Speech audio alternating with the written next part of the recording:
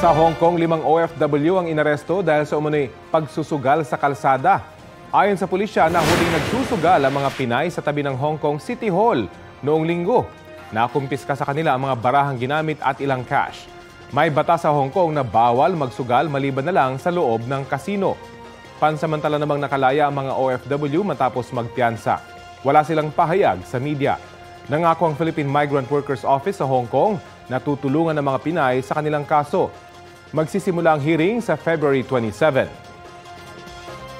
Kapuso, alamin ang maiinit na balita. Bisitahin at mag-subscribe sa GMA Integrated News sa YouTube. Sa mga kapuso abroad, samahan niyo kami sa GMA Pinoy TV at sa www.gmanews.tv.